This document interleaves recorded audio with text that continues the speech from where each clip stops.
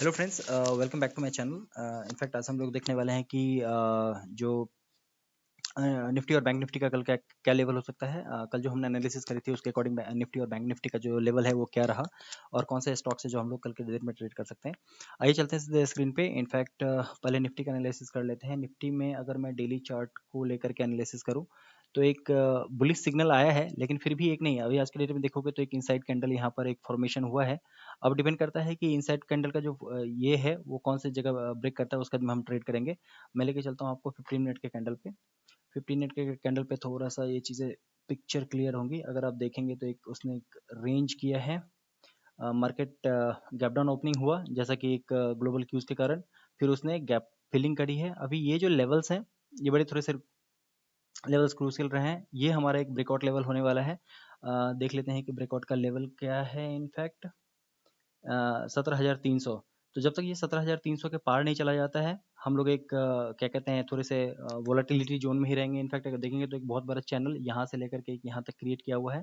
तो 16,800 के आसपास और 17,300 ये इसके पार अगर जाता है तो फिर हम लोग एक फेस बाइंग के लेकर के 17,500 और 17,600 के लेवल को लेकर ट्राई करेंगे। तो हम लोग थोड़ा सा वेट एंड वॉच करेंगे। इनफैक्ट कि कैसा है कल के डेट में। अगर ट्रेड करने के लिए हमको सिंपल सी बात है, मार्केट अगर हमारा इस पर्टिकुलर पॉइंट को लेकर के थोड़ा सा स्टडी ऐसे मूव करता है तो फिर हमारे पास में जो इमीडिएट लेवल है वो देख लेते हैं। लेवल को कौन सा था ये हमारा 17,300, ये 17,250, 256 और 300 के रेंज में, इस पर्टिकुलर रेंज में हम लोग एक टारगेट को काम करेंगे।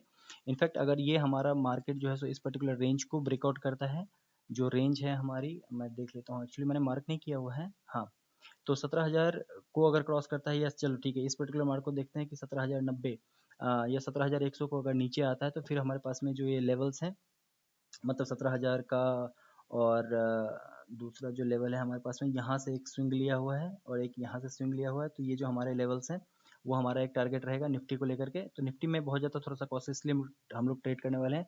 मतलब 16,988 के लेवल के आसपास आ रहा है। अगर यहाँ पे देखेंगे तो 17,000 को अगर ब्रेक करता है तो 17,050 को ब्रेक करता है तो फिर हमारे पास में 17,871, 17,800 के आसपास 900 के आसपास का हमारा टारगेट रहेगा। ओके, देखते हैं कि बैंक निफ्टी कैसा हमारा बिहेव कर रहा है। बैंक निफ्टी जिसको मैं जनरली ट्रेड करता हूँ। इनफैक्ट कल के दिन में हमारा अच्छा खासा ट्रेड रहा था। जो 25th को हमने एक ट्रेड लिया था उसमें कुछ लॉस पोजीशन हमने कैरी किया था, वो इस पर्टिकुलर लेवल के आसपास जो है सो हमने इसको रफ किया और हमारे पास में एक अच्छा रिकवरी रहा, एक अच्छा प्रॉफिट में रहा। कल के देखते हैं कि कैसा है बैंक निफ्टी का ये परफॉर्मेंस। इनफैक्ट अगर आप देखेंगे तो बैंक निफ्टी काफ़ी ज़्यादा ही पॉजिटिव दिख रहा है। अगर मैं आपको वन डे के कैंडल पे लेके चलूँ तो ये चीज़ें हैं। ऑलरेडी उसने एक ब्रेकआउट लेवल दिया हुआ है। 15 मिनट के कैंडल पे देखते हैं कि हमारे पास में कौन से स्टॉक्स हैं जो हम लोग ट्रेड कर सॉरी कहाँ पे जा सकता है। इनफैक्ट एक ब्रेकआउट लेवल पे है ये पर्टिकुलर मार्क जो है। सो अगर हमारे पास में थोड़ा सा समय बिताने के बाद में उठता है तो हमारे पास में ये जो लेवल्स हैं सारे, ये अगर आप देखेंगे ये सब सारे जो है रेजिस्टेंस लेवल है, इसको अगर इसको क्रॉस करता है तो हमारे पास जो फर्दर लेवल्स बनता है वो बनता है हमारे पास में ये लेवल, मतलब 38,300 का। देन फर्दर 38,478 का। फिर हमारे पास में 38,700 का लेवल जो है सो ये हमारे पास में आ सकता है। अगर कल के डेट में मार्केट जो है सो गैप डाउन ओपनिंग होती है और इस पर्टिकुलर लेवल के नीचे सस्टेन कर जाता है, मतलब 17,750 के नीचे अगर सस्टेन करता है तो फिर हमारे पास में जो ये जो लेवल्स हैं हमारे पास में एक बार देख लेते हैं कौन से लेवल्स हैं। ये जो 17,386 मतलब 17,400 का मान के चलते हैं, ये हमारा एक इमीडिएट टारगेट रहेगा। अगर यहाँ से फिसला तो फिर हमारे पास में 17,000 बोलते हैं, 37,000 के आसपास का जो हमारा 37,100 के आसपास का हमारा इमीडिएट टारगेट रहेगा। अगर यहाँ से फिर फिसलता है तो हमारे पास में बहुत बड़ा रूम ओपन हो जाता है, मतलब 36,544 का।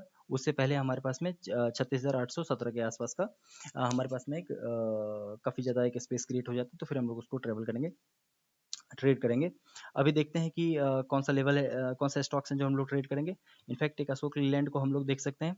अशोक लीलैंड में एक काफ़ी अच्छी बाइंग पोजीशन आई है। तो ये पर्टिकुलर लेवल को स्टॉप लॉस हम लोग मान करके अगर हमारे पास में ये ब्रेकआउट करता है तो ये जो रेसिस्टेंस है वो देखते हैं कि अगर इसको ब्रेकआउट करता है तो हमारे पास में फिर ये लेवल्स और उसके बाद में हमारे पास जो ये लेवल्स हैं वो हमारे पास में साथ खुल जाते हैं। तो ये जो हमारे टारगेट लेवल्स रहने वाले हैं वो मतलब 133 और फिर 138 के आसपास का रहने वाला है। तो मतलब ₹2 का स्टॉप लॉस लेकर के फिर हम लोग एक बड़े टारगेट को लेकर के प्लान करेंगे। दूसरा देखते हैं एक्सिस बैंक। एक्सिस बैंक काफ़ी ज़्यादा पॉजिटिव रहा है। अगर मैं आपको डे कैंडल पे भी लेकर के चलूँ तो अगर आप देखेंगे तो बहुत अच्छा खासा ब्रेकआउट यहाँ पर दिया हुआ है, तो उसके पास में हमारे पास में रूम जो है सो यहाँ तक के लिए ओपन हो जाता है, मतलब 816 के आसपास ओपन हो जाता है। अगर आप देखेंगे तो इस लेवल पे ब्रेकआउट होता है तो हमारे पास में ये जो लेवल्स हैं 816 के आसपास का वो हो जाता है, रूम ओपन हो जाता है। तो फिर हम लोग कुछ 10 रुपये का स्टॉप लॉस ले करके फिर इतने बड़े टारगेट को लेकर के प्लान करेंगे। दूसरा है हमारा एशियन पेंट जो हम लोगों ने ट्रेड किया था, ठीक है ना, और हमारे पास में एक अच्छा खासा टारगेट आया, इसको भी हम लोग अवॉइड करते हैं। दूसरा हमारा है एक कोटक महिंद्रा बैंक।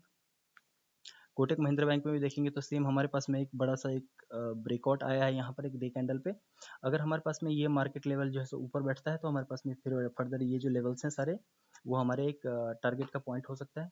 ये लेवल्स मैं आपको दिखा देता हूँ। 1925 से लेकर के 1951 के आसपास का हमारा एक क्या कहते हैं टारगेट प्लान हो सकता है।